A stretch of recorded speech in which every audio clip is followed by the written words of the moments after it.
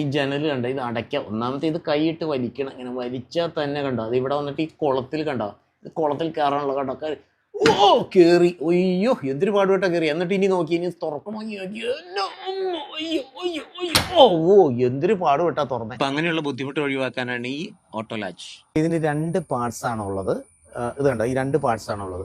ഈ ഒരു പാർട്ട് നമ്മൾ ഈ വിൻഡോയുടെ പാനലിൽ വെക്കും, മറ്റേ പാർട്ട് വിൻഡോയുടെ ഫ്രെയിമിൽ വെക്കും. ഇത് കണ്ടോ, വേറെ സിമ്പിളായിട്ട് നമുക്കിത് പിടിപ്പിക്കാം. അതേപോലത്തെ ഒരു ഡ്രില്ല് ഉണ്ടെങ്കിൽ ഇത് കണ്ടോ, ഇത് ഇവിടെ ഇങ്ങനെ വയ്ക്കുക, നേരെ വെച്ചിട്ട് ഇതാ ജസ്റ്റ് സ്ക്രൂ ചെയ്താൽ മതി. അതേപോലെ നമ്മുടെ സെക്കൻഡ് സ്ക്രൂ അവിടെ വയ്ക്കുക. ഈ രണ്ടാമത്തെ പാർട്ട് വിൻഡോയുടെ ഫ്രെയിമിൽ ഇതെങ്ങനെ വയ്ക്കും.